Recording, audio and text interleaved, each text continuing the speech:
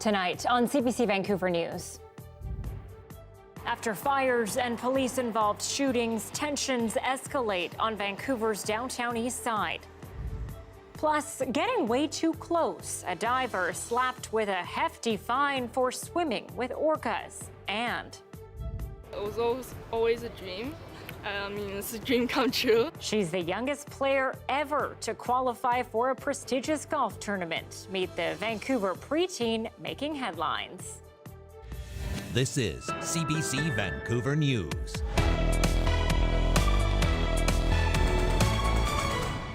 Good evening and thanks for joining us. I'm Anita Bathe. Tensions are mounting between police and community members on the Downtown Eastside in Vancouver after another police-involved shooting in the area claimed the life of a man yesterday. As the CBC's Zara Premji explains, there are pleas for police to put down the guns. How many people have to die at the hands of police naked in the street for us to acknowledge that this intervention is not working? Meenakshi Mano is back at the scene of another death on the Downtown Eastside, this time police shooting a man with a beanbag gun. She recalls 3 other deaths involving the Vancouver Police Department in the span of a few blocks. We're standing here at Hastings and Dunlevy. Across the street at the Patricia, someone was killed by the police this year. A few blocks down at Hastings and Columbia, someone was shot and seriously injured by the police just a few weeks ago. A couple of blocks east at Hastings and Princess, another man was killed by the police in 2021. Nobody ever wants an incident like this to happen. It's hard on the community, it's hard on the officers involved. When an incident like this happens, we understand that it causes significant trauma for everybody involved. This is not the outcome that anybody wanted to see. And now a memorial is growing in the spot where the man died Monday morning after police say he was acting erratically. Some family members visiting on Tuesday but asking for privacy. People in the community were speaking out, however, expressing frustration and anger and asking how another one of their neighbors lost his life. I would like to know how he died. It was an unnecessary use of force. Okay, how close did they get? There's a lot of variables here that haven't been explored yet. And many questions will remain unanswered for now as the Independent Investigations Office, also known as the police watchdog, takes over the case. When it comes to moving forward, community members like Mary say if there's any hope of building trust with police, there is one service she'd like to see more of. They used to have a mental health car that you could call that would come out to situations like that and talk a person down to a situation like that. Police say they want to see more mental health aid back too. So do we. There's a huge mental health crisis in the city, in the Downtown Eastside. And while the investigation delves into what exactly happened Monday morning, a request from Manon. Commit to a ceasefire on the Downtown Eastside, which she desperately hopes will save lives. Zara Premji, CBC News, Vancouver. A man has been arrested and charges are now being recommended after a shocking and violent assault on the Expo Line Skytrain last week. Metro Vancouver Transit Police say 3 young women were on the Skytrain at the Main Street Science World station just after midnight on Wednesday. They noticed a man who apparently started to film them on his phone. When they asked him to stop, he allegedly began attacking the group. It's alleged that from there he got up from his seat and punched one of the females in the face and then grabbed another female by her hair and put her in a headlock and tried to knee her several times. One of her friends tried to intervene and save her, and she was bit on the thumb. A bystander tried to help and was also bit on the arm before the suspect managed to run away. The suspect, a 33-year-old from New Westminster, was arrested a short time after the attack. He's since been released from custody and will appear in court next month. Police are recommending multiple counts of assault and assault causing bodily harm. Homicide investigators are still looking for a witness after a deadly stabbing in Mission yesterday. Police were called to Park Street near Logan Avenue just after 3:30 in the afternoon. That's where they found the victim, who died from his injuries. The killing is thought to be isolated and not linked to gang violence. iHit is asking anyone with dash cam footage of the area between 1 and 4 p.m. on Monday to call them. A 25-year-old Surrey man has been charged after a daytime shooting last month at a busy park that left 2 people dead. Bryce Dallas Campbell is facing 2 counts of second-degree murder and 1 count of attempted murder. 19-year-old Jordan Krishna and 20-year-old Robin Sereni were shot and killed at South Surrey Athletic Park on July 30th. A third man was also hurt but survived. Investigators believe these shootings were targeted. Well, it's a battle between family law advocates and the province. Arguments have started in a constitutional challenge brought before the BC Supreme Court. A group representing single mothers fleeing domestic violence are suing the province's legal aid system. But as Karen Larson reports, the province has countered and is trying to have the case dismissed altogether. The Single Mothers Alliance of BC is suing the province and legal aid in a trial scheduled to begin in February of next year. The lawsuit claims that the system underfunds women fleeing abuse who need legal representation. But in a preemptive strike, the province has brought an application asking that the lawsuit be thrown out altogether before it begins. Today, lawyers for the province were in court arguing that the alliance doesn't have the standing to sue the government. Representatives of the Single Mothers Alliance call the claim a further injustice to poor and marginalized mothers of BC. It is beyond frustrating to see that the province would rather try to derail our case, one we've been working on for more than 5 years, than to allow these vital life or death issues at the heart of our case to go to trial.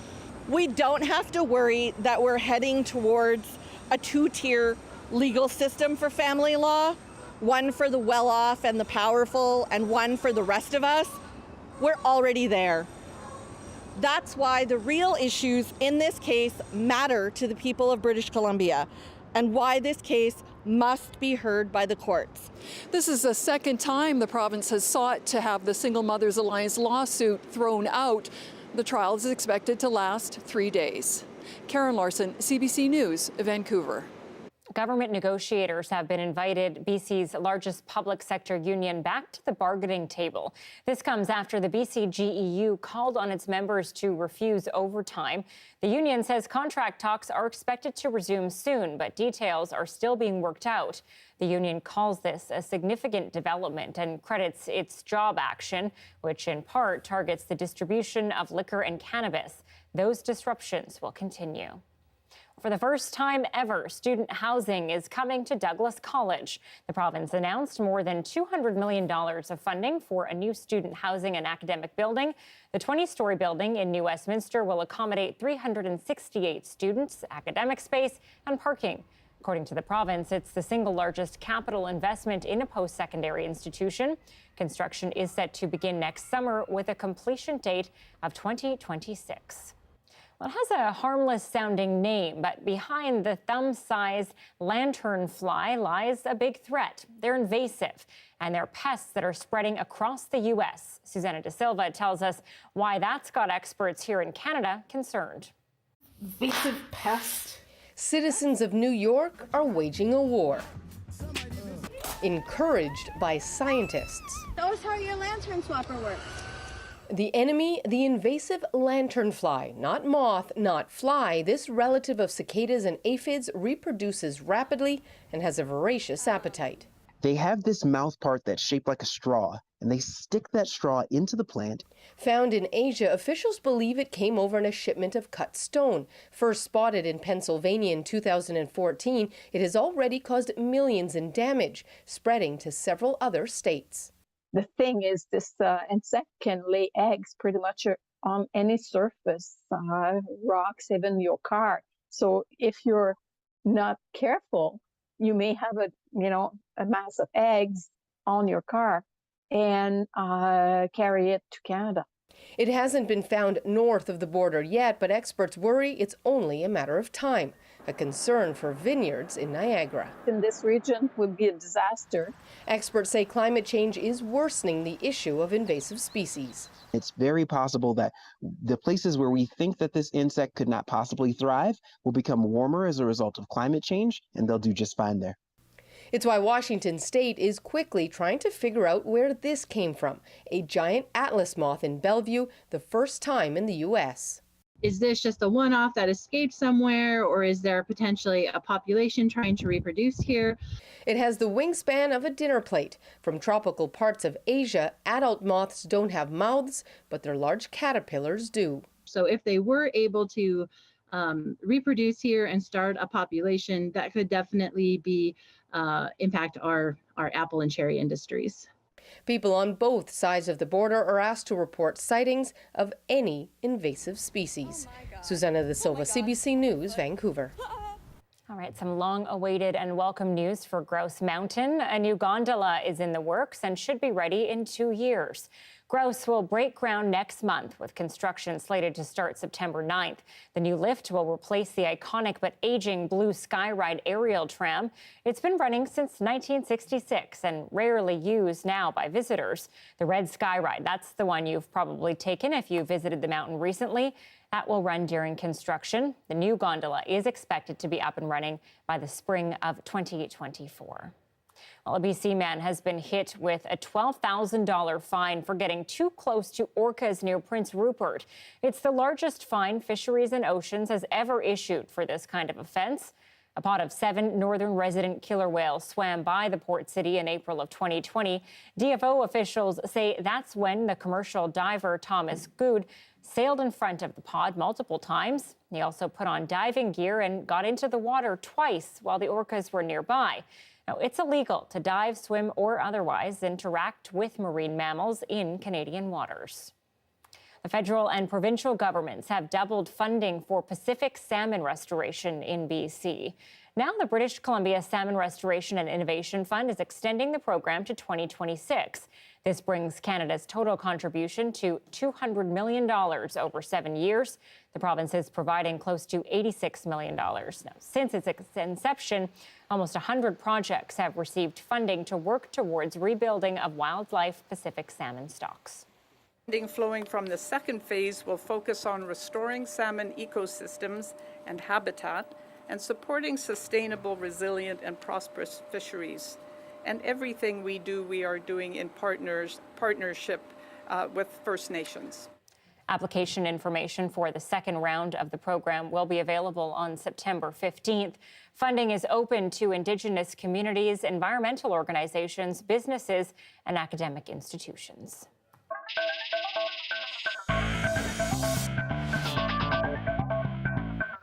A 12-year-old Vancouver golfer has become the youngest player ever to qualify for one of Canada's most prestigious golf tournaments. On Monday, Lucy Lin earned one of 4 spots on the CP Women's Open. That's part of the LPGA Tour. We caught up with her earlier today. How do you manage this nervousness? Because there's a lot of attention. You'll have more in the next few days. You're really young. So did you get some trick maybe from the other golfers there?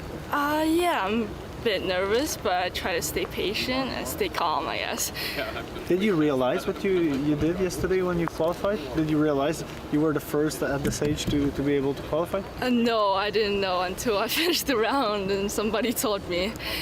How do you want to play? How do you prepare for this big tournament that will be, of course, the biggest of your career? Honestly, I'm just going to try to play my game and do what best I can do, and yeah, just go out there. How old were you when you started playing golf? 9.5. So there's not very many years. Yeah, I just started. Yeah. And what do you love most about the game? Honestly, hitting every shot and how I can improve every day. What's the feeling of being next to Laurie Kane, Brooke Henderson, all those big names in women's golfing right now for you? I'm pretty excited. When I first got here, I'm like, wow, these are the people that I see on TV. Yeah, pretty excited. The tournament resumes on Thursday in Ottawa, and Lynn says her goal now is to make it to the weekend. Among her competitors will be 15-year-old Michelle Louis, who also hails from Vancouver. I can barely hit a golf ball now, let alone at age 12, and she only got her start 2 years ago. Pretty incredible feat. All right, switching gears here to take a look at the heat warnings now issued on Vancouver Island. Environment Canada is warning communities from Duncan to Nanaimo of temperatures up to 30 degrees from today through Thursday. It's been a very hot summer for the island. On average, there are usually 2 days in August that record temperatures over 30 degrees. So far this month, there have been 4 days. That's good news for local corn farmer Clayton Fox, though, who says the wet spring could hurt his crops. Corn needed it. The corn likes weather like that. So it's been really good, and it hasn't caused too much to be ready at once or anything yet. So it's been very good for the corn itself. It needed that for sure. Otherwise, we'd have concerns about it. As the summer stretches on, there hasn't been much rain for the area either. On average, Greater Victoria records 24 millimeters of rain in August. So far, just 1 millimeter of rain has fallen this month.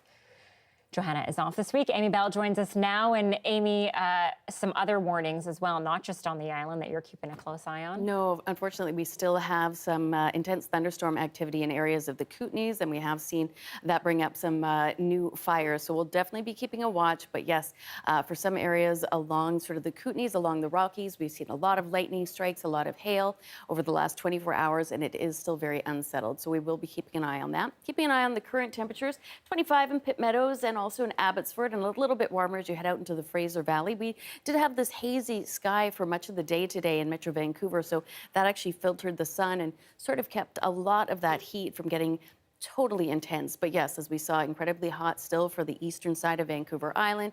We still have those heat warnings up, and we are still dealing, yes, with that heat warning for that east side of Vancouver Island, and still just seeing a risk of extreme thunderstorms for some areas in the interior. So again, it could be a little bit dicey for the next couple of hours. Hopefully, though, by tomorrow, things really do settle down across the province. We'll still keep the heat, but hopefully that chance of any more lightning will die down for a little bit. Taking a look at our 3-day forecast tomorrow, that sort of peak heat for most areas, including us here on the southern half of the lower mainland. So 25 is near the water. I'd say closer to 31, 32 inland.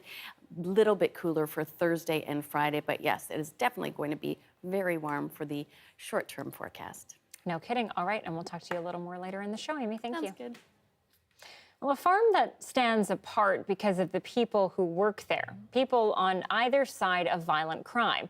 Emma's Acres in Mission brings together the families of murder victims to work alongside convicted criminals, including murderers.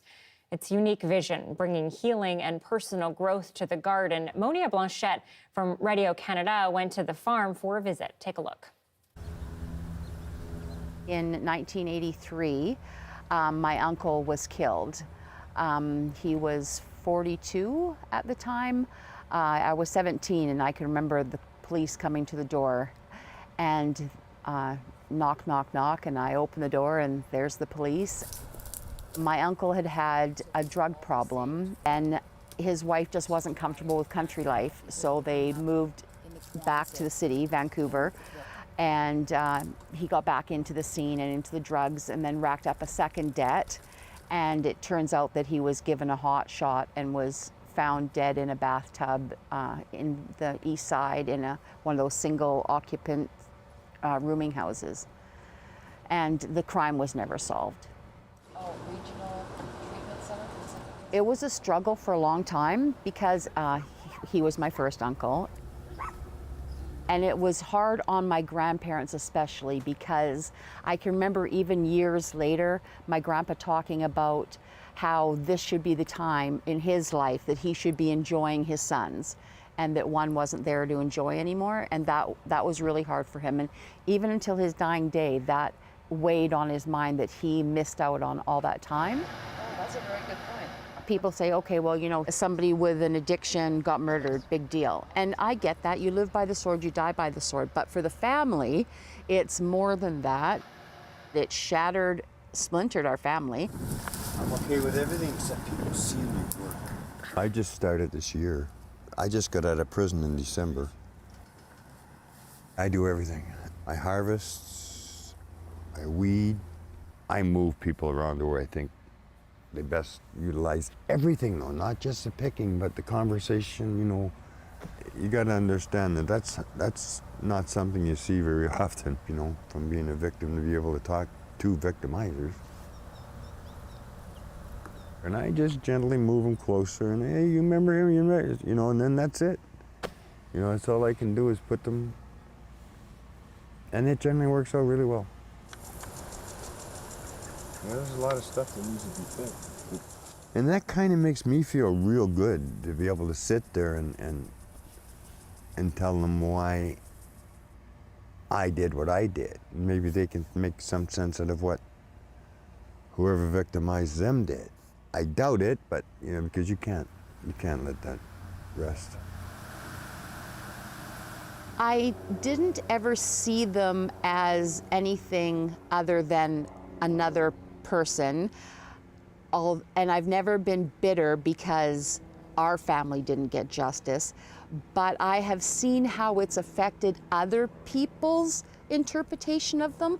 So I can see people who've come here thinking, oh goodness, you know, they would never want to be that close, for example, to somebody who, oh, they're a criminal. But then after a while, you know, we all bleed the same blood, and you see somebody like an old granny weeding right next to somebody who's, you know, doing time, and you have to see it to appreciate it, I think, probably, but it is the neatest thing. As much as the victims think that we're monsters, we think that too. Because of what we left in our wake.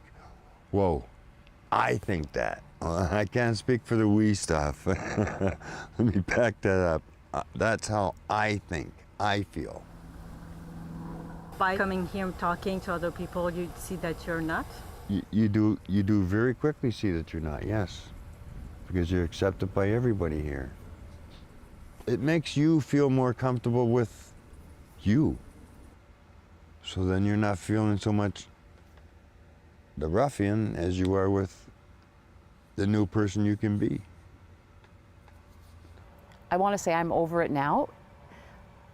You get over it, but you never forget. It's always there, you know, and people say, oh, well, will that crime ever be solved? No, it won't.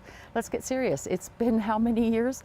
The gentleman that did it, or whoever did it, is old himself, probably not even still alive. Like, there's no hope for my family to recover justice. But the beauty of this place is I see justice in action all the time. Making the concrete jungle a little greener while also helping to feed an increasingly volatile planet. The edible solution to urban sprawl is next.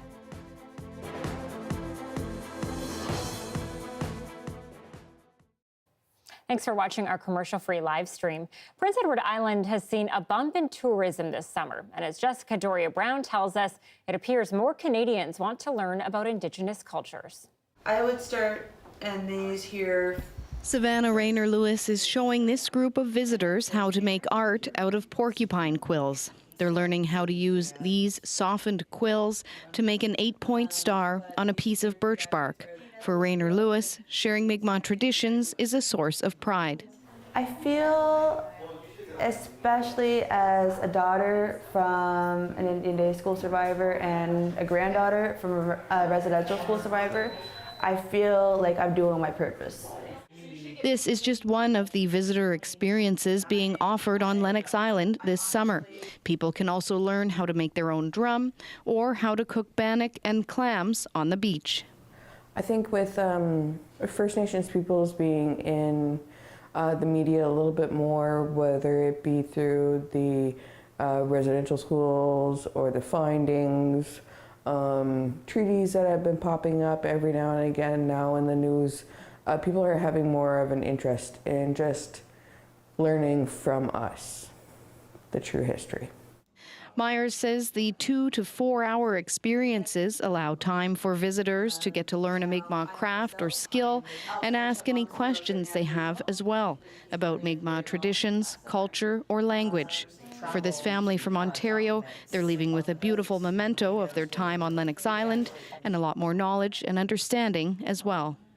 The big takeaway is that since we try to destroy this culture, it's only makes sense that we decide to learn about it and nurture it and help take care of it and help and build with the people that unfortunately we were neglected and hated because of our ignorance. And that's not a good thing. We need to learn and help people I think that's one good step, big step with this, presentations like these. It kind of just also made us just humans and Canadians bonding.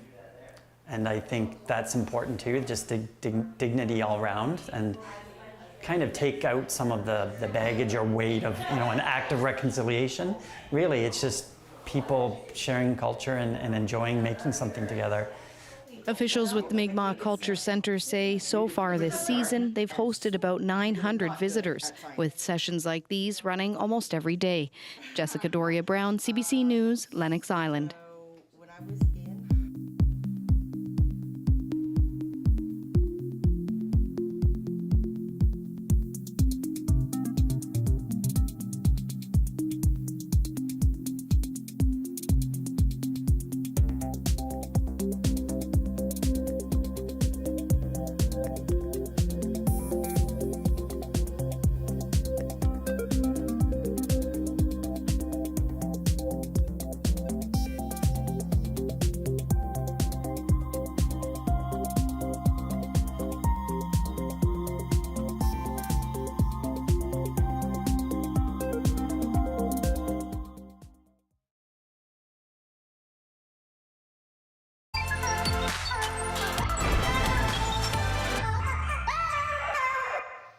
Farms are essential, but as we deal with habitat loss, climate change, and the overuse of water, how we grow some of our food will need to adapt to a changing planet. One solution might be in the urban landscape. In our latest in the series Happier Planet, Jamila Pomeroy takes a look at making the concrete jungle more green and more edible. Hi, my name is Jamila Pomeroy. I am a writer, model, actor, and filmmaker based in Vancouver, BC. I've been passionate about the environment my whole life, and I'm especially interested in making sustainability more accessible and a little bit more fun. In urban spaces and food deserts, growing food is difficult and can often cost a premium. What if I told you there were new and innovative ways for us to get accessibly priced local produce into urban spaces? Imagine this field is full of vegetables. Now what if I told you you could grow the same amount of food in a shipping container? I'm here at Cubic Farms to learn more about innovative farming systems. So tell me a little bit about Cubic Farms. What is Cubic Farms? So Cubic Farms is an ag tech company, and we develop commercial scale automated indoor growing systems that let you grow commercial scale amounts of both food for people and actually feed for livestock locally, anywhere on Earth, 12 months a year, and using very little water, very little energy, and very little labor. What you see here might look like a container, but it's really a stainless steel grow room, and we build the machine into the outside walls. So why don't I take you through and show you how each component comes together to form a very efficient system. So let me first show you our irrigation system that we call our fertigator. Come on in. So we've developed this system so you can deliver the right amount of water and nutrients to each individual crop, so you can really dial in the precise amount of water and nutrients. I know a lot of conventional farming systems use a lot of water, pesticides, herbicides, but that doesn't happen here. That's right. So, for example, water usage. To grow, for example, a head of lettuce in one of our machines, it would use about 2 bottles of water compared to, say, 40 bottles of water grown in a conventional farm. And then, of course, we're in a clean environment. We don't have any pests. We simply don't need pesticides and herbicides. So this is the propagator. So for 2 to 3 weeks, we'll germinate, and then you'll have in 2 to 3 weeks a seedling that's then ready to transplant into a cultivator, which I'll show you in a second. So first of all, you can see that you get incredibly high germination rates. Almost every seed successfully grows. One of these propagation machines will actually germinate 2.5 to 3 million seedlings per year in one machine. So let me take you to the next step of the process. Here you see, as we've transplanted them from the propagator into the cultivator, you're now giving them a lot more room to grow and get much larger. Definitely. This actually lets you see how we get that one row of light at the top and hundreds of trays of plants that sort of move throughout and all come to the front.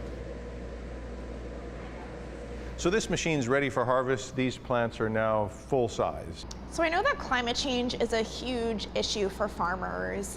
Can you tell me a little bit about how the system is helping combat that?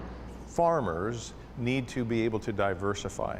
Climate change is affecting what they can grow, where they can grow, and how reliable that grow is. They're not just losing crops, they're often losing plants. Between the heat dome that we had last year and then a few months later the floods, it's decimating farms. So this kind of technology lets you continue to grow despite those changes.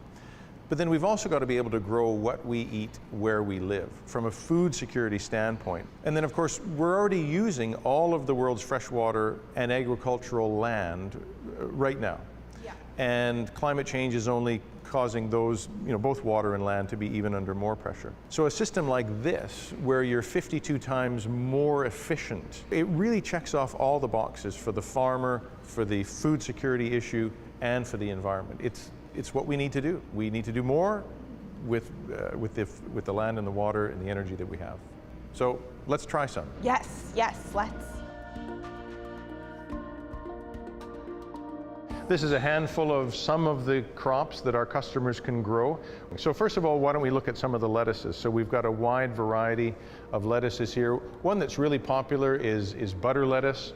We've all grown up eating a lettuce that's usually been left in the field too long. So they're taller, but then of course the bottom end ends up being too hard and woody. We've got to cut that off. The outside leaves usually get a little bit nasty. So by the time you get rid of all of that, you end up with a similar amount of food, right. But the plant isn't optimal for flavor then. So if you harvest the plant at the perfect time, it tastes better, the texture's better. Go ahead and just take a piece off. Oh, that's so great. It's really good. Growing up, my family lived in an apartment and we cleared out a patch of weeds so we could grow our own food. Today, I grow veggies in a shared community space like this. Community gardens are a great way to grow food in the city. And though we can't grow a state-of-the-art vertical farm in our own backyard, we can build a version of it with a few simple items from the hardware store. Today, I'm going to show you how to make this vertical garden at home. I'm using a cotton hanging shoe organizer to build our vertical planter. So first we're going to add a little soil to the seed starting pots. And now we're going to add seeds to the pots. So you're going to put your potted seedlings into the shoe planter. All the heavier vegetables should be kept at the bottom, whereas lighter things like herbs, lettuce, and greens should be at the top. So as you can see, there is quite a bit of space inside the planter, but when the plant matures, it's going to take up most of the space.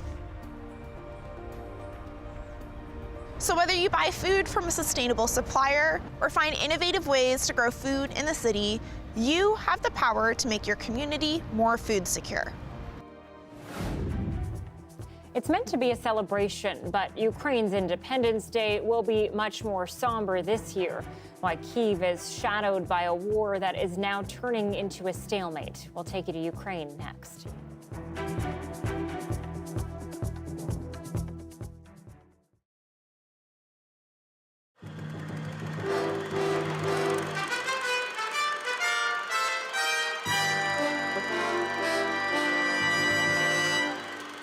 There are laws against loud cars, there are laws against loud stereos, but in most cities in Canada, if you put a loud stereo in a car, the driver seems to acquire a kind of immunity from prosecution, no matter how much noise his or her sound system makes. Well, no longer, at least not in Vancouver. A while ago, some shell-shocked Vancouverites told their city councillors to listen up. They did. And now the owners of these so-called boom cars have been told to turn it down or face an entirely different kind of music. Ian Hannamansing has the story. For people who live near Robson Street in downtown Vancouver, the sounds of teenagers in cars cruising up and down has become unacceptable. The culprit, boom cars, cars with huge stereos worth thousands of dollars, some 30 times louder than the average home stereo. Living became intolerable as far as noise goes. You couldn't enjoy simple pleasures of watching TV or listening to your stereo because the boom cars just make so much noise that they just sort of take over the apartment. Allison banded together with other downtown residents and asked City Hall to ban the boom cars. Last night, council amended their noise bylaw. Now, it states if a car stereo can easily be heard by someone outside the vehicle, the driver can be fined between $50 and $2,000. We're just so happy that the council has listened and it proves that people do have power. But not everyone is pleased with the new bylaw. James Tully boasts that his boom car can be louder than a jet engine, but he says he shouldn't be lumped together with the teenagers on Robson Street. And I mean, I don't make a point of showing off the stereo. It's for my enjoyment, basically. I like stereos. It keeps me happy. A friend of Tully's agrees and says boom car owners like them shouldn't be subject to the new bylaw. You know, having a bylaw through the whole city, when you're just driving home listening to your stereo, you pass by somebody's house, you're 8 seconds. This is the maximum he's going to hear any kind of a thumping noise, and it's really not that loud.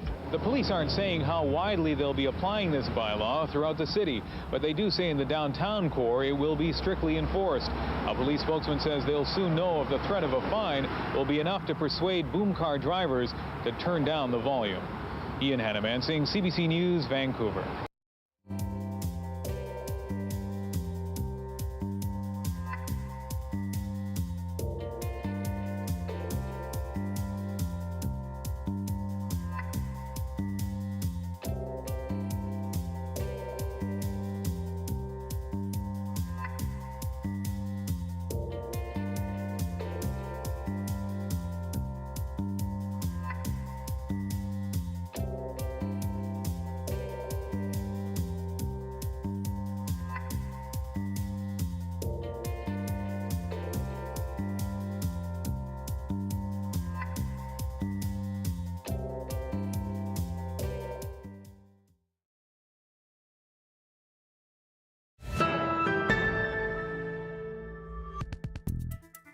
It's Independence Day in Ukraine, but a day normally filled with celebration and fanfare will instead be one of somber defiance. 6 months to the day since Russia's invasion began.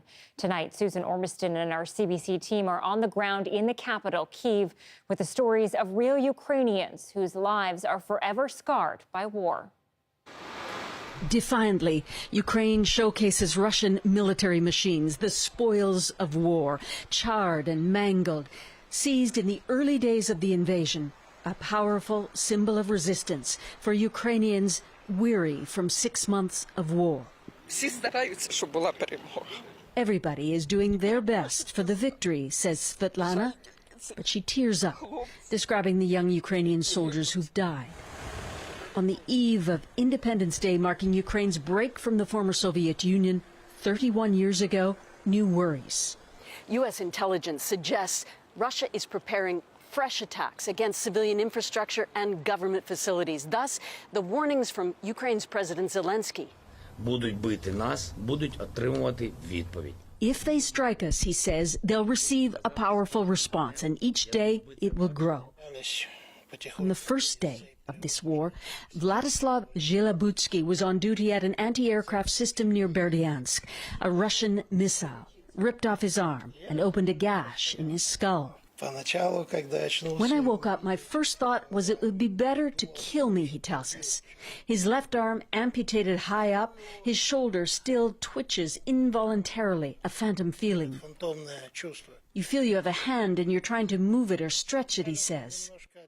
The war has been going on 6 months now. Where do you think it's going? What can I tell you? I'm not Nostradamus. We hope we'll win. I hope Putin will die and maybe a new president will have other politics. Mikhailo Yurchuk lost a leg and a hand in an artillery attack in March. He remembers the explosions on all sides. I saw my extremities torn apart. He got one tourniquet on before his friends pulled him to safety. Is it hard not to be in the military, not to be working and defending your country? Very hard. Especially in the first weeks, I wanted to go back to the front lines. I had a strong will. He's still fighting. Now to climb and walk, so many others have died. Each flag, a name and a place, more than 10,000, a conservative number, and mounting daily with no sign of peace or of victory, no matter the strength of patriotic pride. That's the CBC's Susan Ormiston reporting tonight. And with no end in sight to that fighting and with Europe's energy crisis deepening, today Germany signed a new agreement with Canada to help reduce its dependence on Russian gas. Evan Dyer brings us this story on the deal to sell Canadian hydrogen and why not everyone is sold on the plan. Prime Minister Justin Trudeau says the deal with Europe's biggest energy consumer marks the start of a new era of clean energy exports. It's not just governments talking about it, it's businesses signing deals that involve real money because they know that this is going to be needed in the coming years and in the coming decades. And Canada is very excited to be part of this net zero transition world and be that energy supplier. The project would use electricity generated by wind turbines to extract hydrogen from water and turn it into ammonia. The ammonia would then be loaded onto ships bound for Germany to be transformed back into electricity. The Port-au-Port Peninsula is a windy stretch of land off Newfoundland's west coast. This project, if approved, would dot the entire landscape with 164 large wind turbines. Many of those who live on the peninsula are worried. And today, some brought that message to Stephenville. We are the guinea pigs of the Port-au-Port Peninsula. So we don't want to have this in our backyards. These are very land-dependent communities. They still hunt, they still fish, they still gather. And virtually every single community on the Port-au-Port Peninsula will be affected by this. Environmental scientist Nick Mercer says the project is 20 times bigger than all the province's current wind farms combined. Why not start with a research, development, and demonstration facility that's a fraction of the size that can prove to rural and Indigenous communities that this is a good technology, that it's compatible with their way of life. But the government of Newfoundland and Labrador says the chance to create jobs and secure future revenues has to be seized now. There are other jurisdictions that want to be a part of this, and if we wait too long, we could miss that opportunity. The project's backers are indeed in a hurry. It hasn't even done its environmental assessment yet, but they plan to have ammonia exports crossing the ocean by 2025. Evan Dyer, CBC News, Ottawa. In the U.S. now, news about the number of classified documents inside Mar-a-Lago, the Florida home of Donald Trump. Correspondence shows the National Archives recovered more than 100 documents with classified markings, and that's before the FBI returned there with a search warrant. As Julia Wong reports, the former president is still trying to control the investigation. Mr. Trump, can we have a word? The former president has filed a lawsuit in an effort to stop or slow down the FBI's investigation into records that were seized from his Florida home. The Trump legal team thinks that there could be more oversight into the FBI's investigation, and they're calling for a special master to be appointed. A special master is a third-party attorney who can go through seized materials and make sure no privileged information is reviewed. It could give him a little more comfort. It could keep his side of things in the news. So I think in terms of the rhetoric around it, the politics behind it, it might help Donald Trump. We're also learning more about the totality of documents that Trump took from the White House as he was leaving office. Now, the New York Times is reporting that since the start of the year, up to and including that search at Mar-a-Lago most recently, more than 300 classified documents were recovered from Mar-a-Lago, and they include records that were from the CIA, the FBI, and the National Security Agency that spanned a variety of topics related to national security. So with all that said, it again raises the question of why the former president had that volume of records in the first place. Julia Wong, CBC News, Washington. A sensational art heist mystery is unfolding in Ottawa. One of the most famous portraits of one of the most famous men in modern history has gone missing. The 1941 photograph of British Prime Minister Winston Churchill was taken by renowned Canadian photographer Yusuf Karsh. It was put on display in Ottawa's Chateau Laurier Hotel nearly 25 years ago. When exactly the iconic photo disappeared isn't known because it was replaced by a convincing fake. Karsh took the photo of a reluctant Churchill following a wartime speech to the Canadian Parliament. The image is credited with launching the photographer's international career. Parched and hurting, China is being impacted by a severe drought that's exposed riverbeds and cut hydropower production. The economic impacts are next. And at 6:43 tonight, a hazy look at the Lions. Once the peony starts up, most days it's rain time. Is there any in the forecast near and far? Amy Bell has that answer next.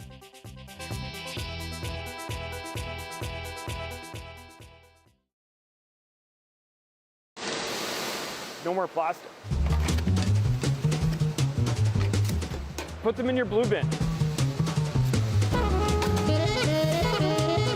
In April, we decided to move away from a plastic can carrier. The previous can carrier that we were using was this, very common in the craft beer industry, hard plastic HDPE material of the PacTech, and we have now since moved to this carrier. The Can Color Classic is just a paperboard material which is recyclable. Way back in 2019, the City of Calgary stated that the very common PacTech can carrier was not really recyclable in the facilities that the city managed. So we began looking at different options, and nothing was really could stand up to actual operations. If they got wet, they fell apart, and discovering this product kind of lit that fire inside me again. We started with a kind of soft market trial back in 2021 with our cherry porter, and we released it to the market to kind of see how it would react, how the consumers would react, how the product would hold up. This has stood up very well. The response was great, and we decided to move full-time to it in April. So the can carriers themselves come in this sheet of 6. The sheet is put into the bright green guide there.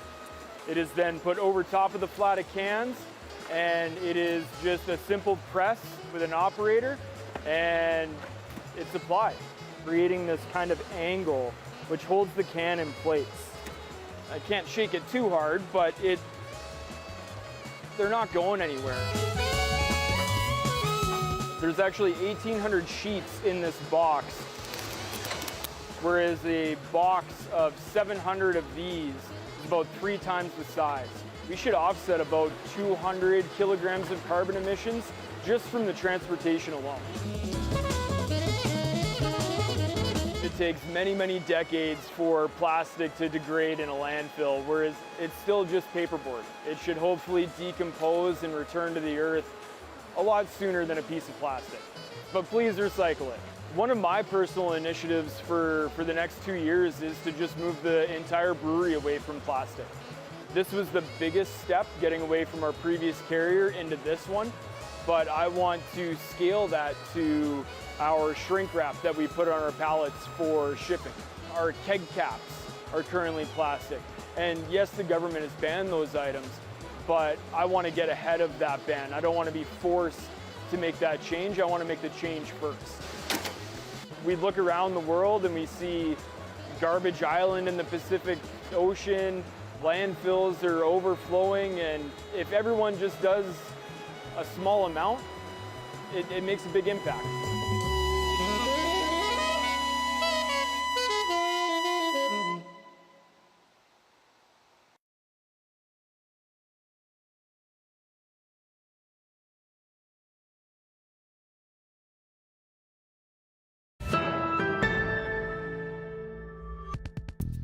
Well, after more than a week of 40-degree temperatures in parts of southern China, the region is now being hit with a drought.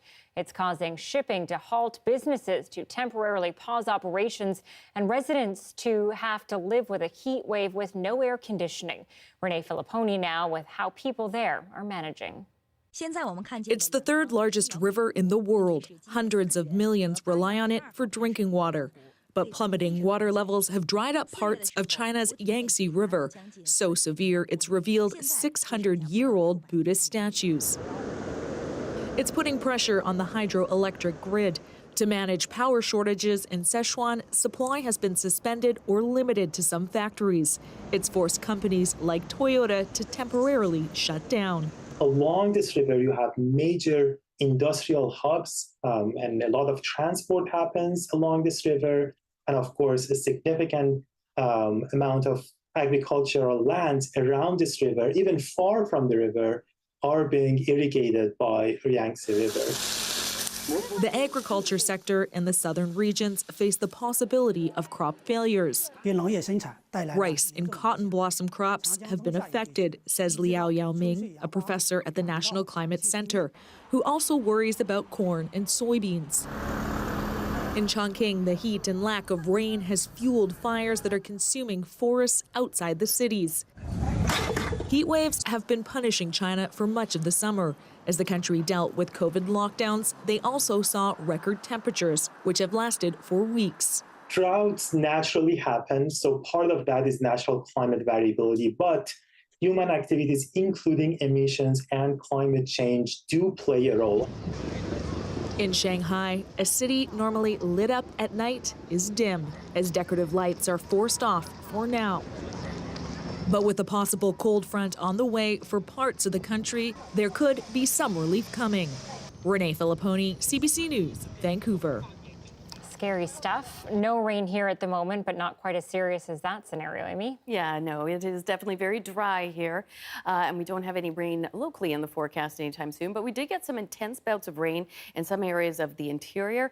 The offside of that, though, of course, is it came with thunder and lightning, and those strikes have started a few new fires. Thankfully, they have just lifted the risk of extreme thunderstorms for the areas around the eastern Kootenay. So we'll keep that in mind. Still a risk, though, over the next several hours. For the most part, though, we are heading into a very sunny and kind of boring stretch. We'll just see sunshine for most areas. So you can see this ridge of high pressure will continue to funnel any precipitation up far to the very northern parts of the country. We do still have a bit of instability just for the next several hours, as I mentioned, right at that sort of northwest portion of, or southwest portion of the province, but we should be seeing things settling down soon. But yes, they have lifted that extreme thunderstorm watch around the Cranbrook area.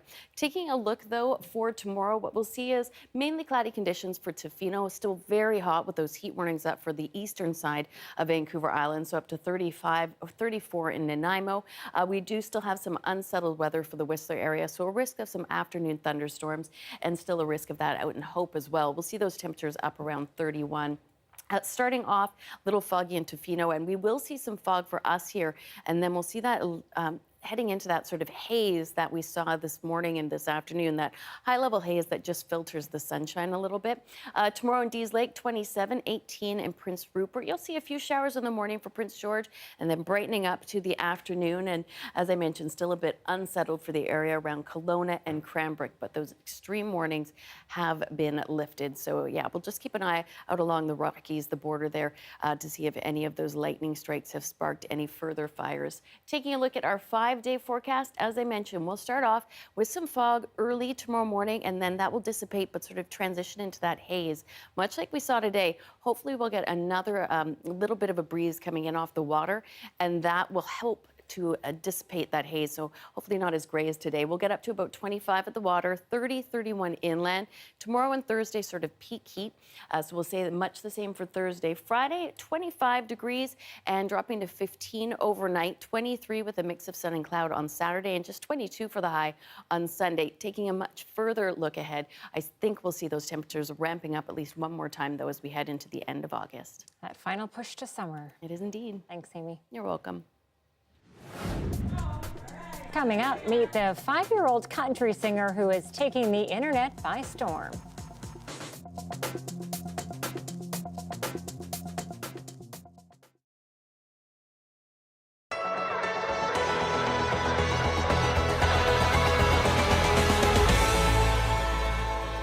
Built in the late 1800s, this Halifax Heritage House is getting a facelift on what was once a plain paint-peeling wall. Armed with spray paint cans and a crane bucket, these are the tools of the trade for artist John McPartland. So we're gonna do the other half of that piano, and then we're gonna go above the girl's head, and then maybe the gap actually between her arm and her body, that should probably be the same color. Bonjour.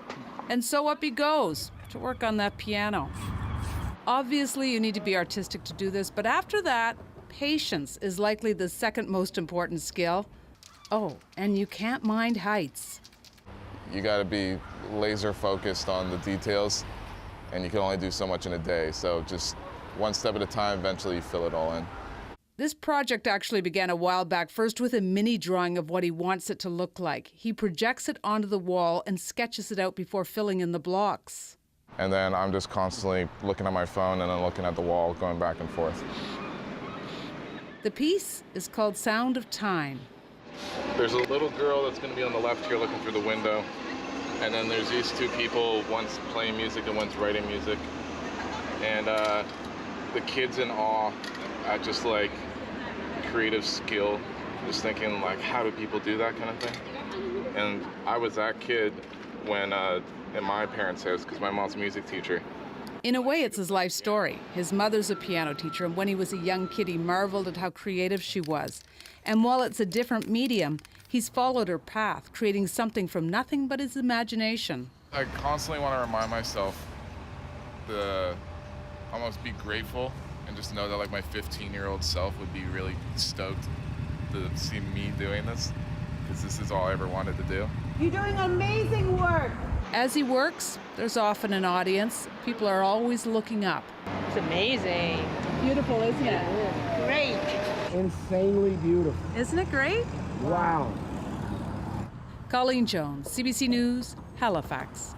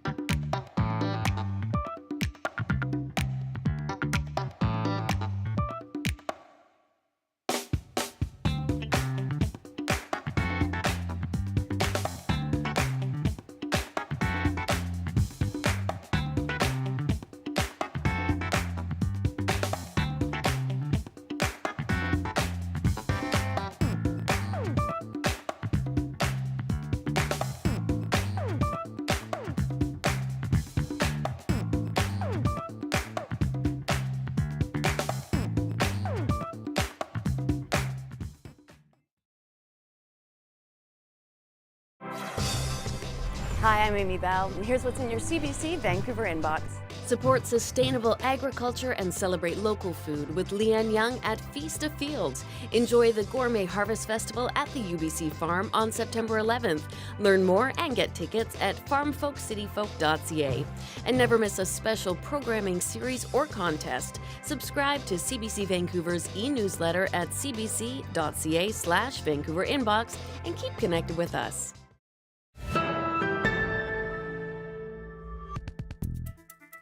Well, this time of year, most 5-year-olds are getting excited about their first day of school. But there's a youngster in Nova Scotia who is thinking far beyond the classroom. He's getting ready for Nashville. The CBC's Colleen Jones caught up with him before he makes his way to Music City.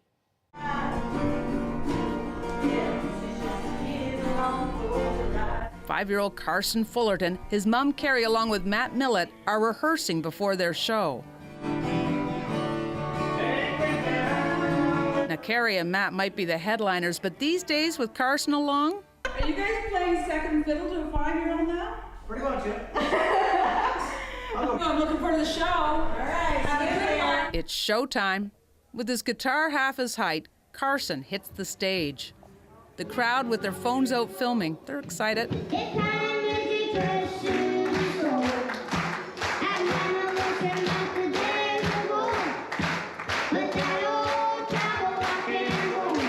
What do you think of the kid? He's awesome. All this fuss because just a few weeks ago at the Moshville Community Hub, Bill McDonald posted this video of Carson on a step stool belting out a little Johnny Cash.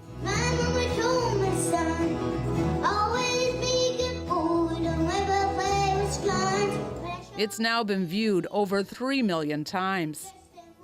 Because of this viral video, Nashville's come calling. They'll head there next June to work on a special Johnny Cash project. We're used to doing small variety shows in the smaller communities for local community centers and whatnot. And since Bill McDonald's video went viral, folks have been able to see who Carson is as a performer. Now, Carson's hands are too small to play chords still. That'll come in a few years. Remembering lyrics?